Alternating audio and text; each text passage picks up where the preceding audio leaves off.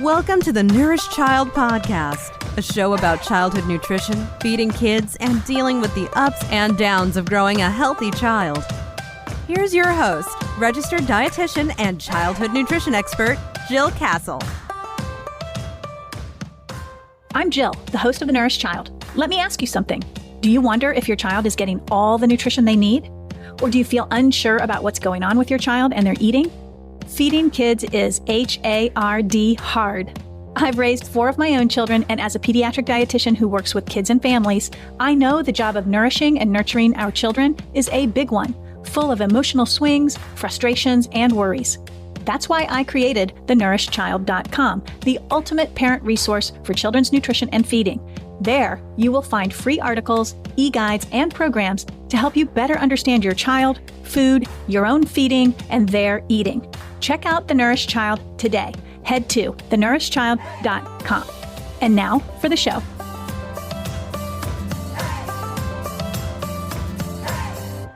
Hey there, welcome to the Nourished Child Podcast. I'm Jill Castle. I'm a pediatric dietitian who specializes in children from birth to teen. I've been doing this for over 32 years, and I'm a mom to 4 adultish kids. If this is your first time here, I'm totally honored. And if you're a returning listener, welcome back. This is episode number 202. Today, I'm talking about educating toddlers about food. Specifically, how can you talk about food with toddlers in creative ways that open their minds to learn and encourage their curiosity? And how might you avoid the risk of seeding guilt and shame about food? In this episode, I'm setting you up to help your toddler discover food, stay open-minded about it, and avoid falling into black and white categorizations about food. The good news here is that educating toddlers about food is pretty easy. No nutrition lectures, no chemistry classes, no health warnings, and no diet talk. At this stage, food education should be factual and fun. As parents, we play a crucial role in shaping our children's attitudes about food.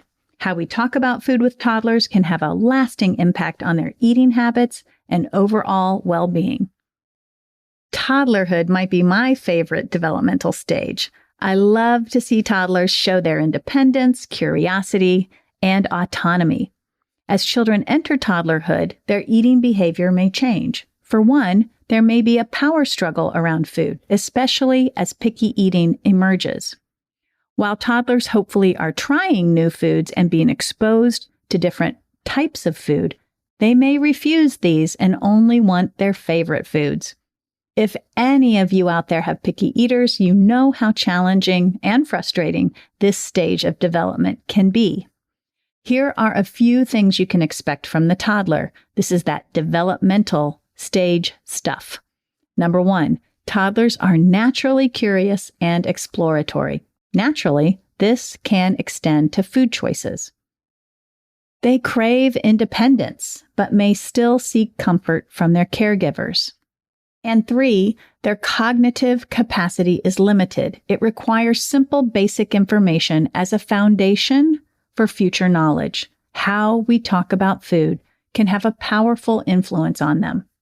A toddler's developmental stage informs how we talk about and educate them about food.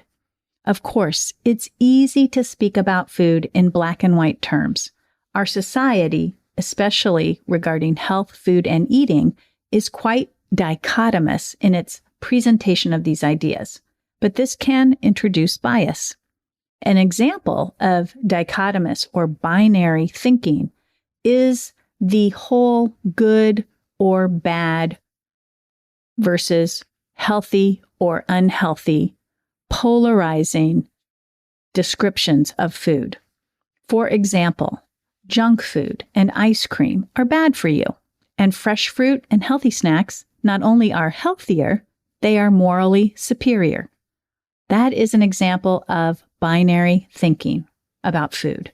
When we describe food using these binaries, we can cause guilt and shame and stigmatize our kids, often unintentionally. For instance, when a toddler learns that cake is bad or unhealthy, they may grow up feeling guilt when they enjoy eating it. Over time, this can turn into a negative association and even shame, a belief that they are bad or unhealthy for enjoying cake. Dichotomous thinking emphasizes a binary of good or bad, and this can be detrimental when applied to food. When we're teaching and talking about food with toddlers, we want to be more open-minded and use neutral language. Rather than binary descriptions, we want to lean on spectrum thinking or spectrum descriptions. Spectrum thinking is a formal term to describe being more inclusive and neutral when talking about any topic, and today we're applying this to food. For instance, all foods can fit.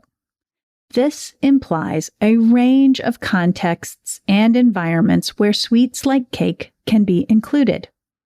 Spectrum, or open-minded thinking about food, can remove guilt and shame and support toddlers in being curious and adventurous with food, while also supporting their relationship with food. So spectrum thinking is more open-minded and inclusive. It acknowledges the gray area in various aspects, including food, and it encourages positive attitudes and a flexible, balanced approach to eating. So with spectrum thinking and your toddler's developmental stage in mind, here are 3 ways you can educate your toddler about food. Number 1, use the proper name for food. Language development is happening at a rapid pace in toddlers. Use descriptive words for young children. It will work to your advantage. So the proper names for foods like broccoli, chicken, banana, French fries. You can teach your toddler food vocabulary without any bias or judgment about that food. The proper food names build a strong foundation of language for more food education down the road. So that's number 1. Use the proper name for food. Number 2, highlight the characteristics of the food, such as color, shape, and texture. Just like helping your toddler learn about their appetite cues like hunger and fullness, they also are learning about their senses. Talking about food can further their self-awareness and expand their language and understanding of food properties. So you'd want to describe food using color words: red, pepper; yellow, banana; green, apple. You can also talk about the texture of the food. For example, whether it's soft or it's crunchy or mushy. And you can describe how different foods feel on their tongue. These texture words, again, give them more language to be able to talk about food and learn about food as they grow. You can also use shape words to describe food items: round grapes, square cheese, for example. So that's number 2, highlighting the characteristics like color, shape, and texture when you're teaching your toddler about food. The last way that is a simple way to educate toddlers about food is to describe flavor or taste. How food tastes is an extension of all the senses, especially smell and flavor. By equipping your toddler with the words to describe what they experience on their taste buds when eating, helps them develop a broader food vocabulary without assigning a moral value, such as good or bad, healthy or unhealthy, to food. You can discuss the taste of foods, for example, salty crackers or sweet cookies, and you can introduce your toddler to various flavor experiences using words like spicy, sweet, bitter, sour, or umami. Remember, toddlers are learning and they are little sponges. You want to keep food education fun and age appropriate. So these 3 simple ways, using the proper name for food, highlighting the characteristics of food like color, shape, and texture, and describing flavor or taste, are great ways to keep food education, age appropriate, developmentally appropriate, and non-stigmatizing. You also want to avoid overwhelming them with complex nutritional information.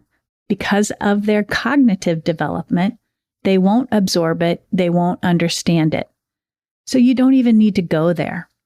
The primary thing for young children is really just to enjoy a variety of experiences with food.